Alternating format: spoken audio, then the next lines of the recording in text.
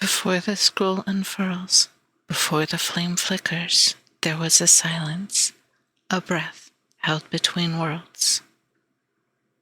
Cheryl sat in the room that she had rented at the tavern. It was noon, and she had already checked the job board for the day. No new groups were hiring, or no groups hiring the only survivor of a doomed group. She absently tossed the dagger into the air, spinning it so she could catch it again by the handle. She watched the jewel-shaped shard at the end of the handle as it caught the light, flickering while spinning. She sighed. She didn't even know why she still had this thing. It felt good in her hand, though, and that's not something that she had felt with other daggers. The balance of the dagger felt good to her. It was well made and maintained. She hadn't found any nicks on the blade or any wear on the handle's leather wrappings. The leather was stiff, but the kind of stiffness that comes from age, not newness. The only whiff of new leather smell that she got was from the new scabbard she had purchased for it. The metal was almost polished enough to be usable as a mirror. There was a tinge of green near the hilt that almost looked like the gem at the end, if it had been worked into the metal. She used the tip to clean out some imaginary dirt from under her fingernails, then let the dagger fall to the bed beside her. She stared at it without actually seeing it while she thought about what to do next. That crazy old man had told her that it would tell her where it wanted to go next, which was silly. Daggers didn't talk, and she hadn't found mouth on this one yet. Maybe it was time to move on. She paused, feeling a sort of anticipation building. Yes, it was time to go. She was getting tired of the glances she was getting every time she left her room. She'd even started taking meals in her room, just to avoid the suspicion and wariness that filled the tavern if she stayed too long. She stood up to start packing and slid the dagger into its sheath. She thought she caught a sparkle off the shard, but it was gone before she could acknowledge that she had seen it. Before she knew it, she was riding a rented horse, already 5 miles out of town. She frowned a little. She was no stranger to being nomadic, but she had never noticed that flavor of anticipation before, and to leave so quickly. She double-checked her packs. Yep, she had packed everything. In the space of a thought, she felt the weight of the dagger at her hip.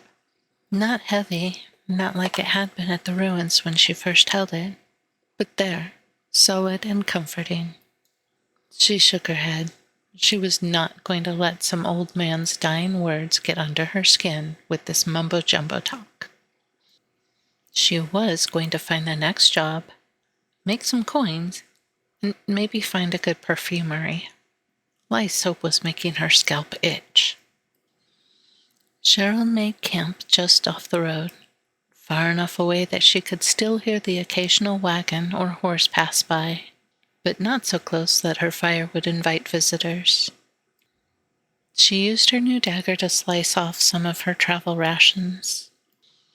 She didn't remember reaching for it, but it was there, slicing through her food before she'd fully registered the motion. When she was done, she wiped it against her pant leg and slid it home, noticing how the gem flashed green in the flickering light. It sure was pretty in the firelight. She didn't realize that she had lost time staring at the dagger's gem until a soft wuffling warmed her shoulder. She glanced up quickly and caught the gaze of a dog standing next to her, looking a bit forlorn. The smell of the almost burnt rations tickled her nose, and she made a quick grab for them, hissing in pain and bouncing them from hand to hand as they were a bit too hot to touch, and she hadn't used a cloth to protect her hands.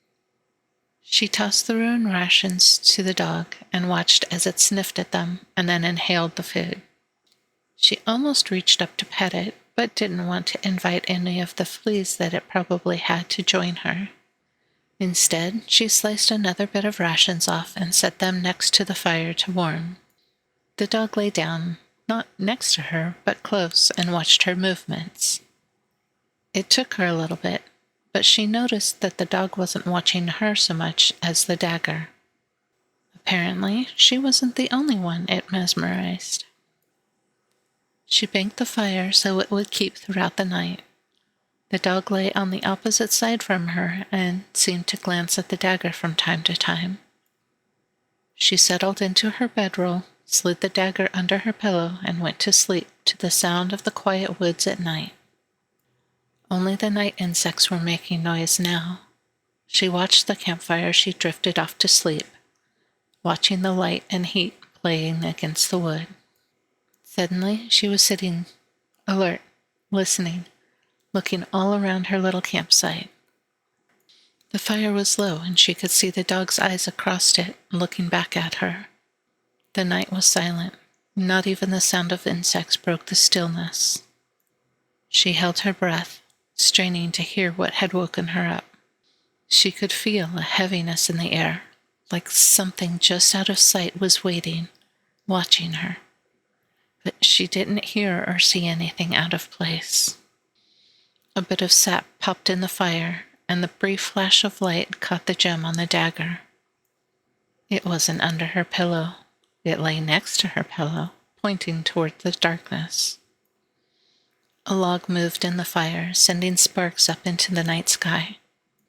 Sharil took a quiet breath, and the heaviness was gone. The insects chattered again, and the dog lay its head down on his paws, still looking at the dagger. She glanced at it too, confused. She waited a few more breaths, but calm had apparently surrounded her little campsite, so she settled into her bedroll again. She could have sworn she saw a glint of green just as her eyes closed, but sleep claimed her before she could be sure. The scroll fades, but the flame endures. This has been a character narration by AWDD.